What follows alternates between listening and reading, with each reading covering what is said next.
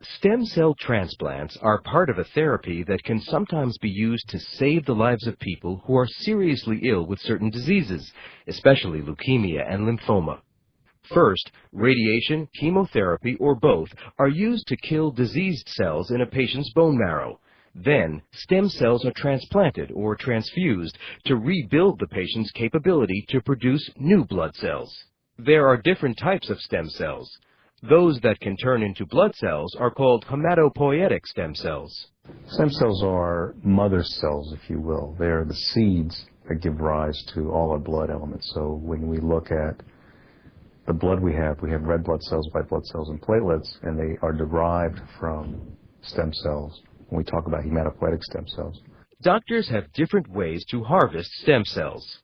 There are many sources of stem cells. Most commonly, when we talk about stem cells, in hematology, we're really talking about bone marrow stem cells. Stem cells can also be collected from the bloodstream.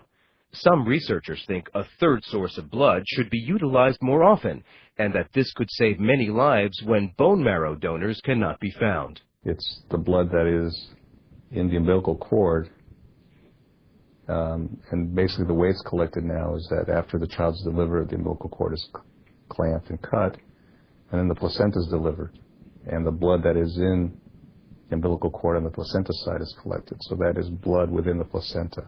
Cord blood is unique for various reasons. It's very rich in stem cells.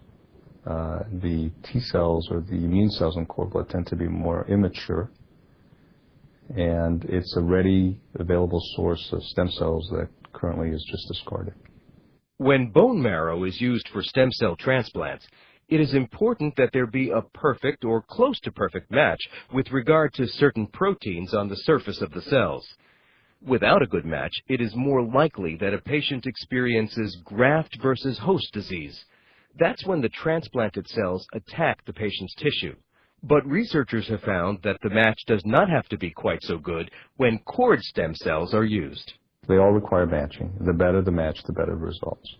In cord blood, the degree of matching there's a little more wiggle room in cord blood than there is with bone marrow, for example. The use of cord blood for stem cell transplants in cases where the cells are not perfectly matched is still experimental. And there are some problems to overcome. Placentas and umbilical cords don't yield much blood volume, so transplants of cord blood have traditionally been used only for treating children. Another problem is that stem cells taken from cord blood tend to take longer to mature than adult stem cells taken from marrow or blood. That leaves patients who received radiation or chemotherapy for a longer period of time without healthy replacement white blood cells. The major downside is that there's higher risks of complications. So every day you spend without white blood cells, you have high risk of infection, high risk of bleeding, and then there's a huge cost associated with that as well.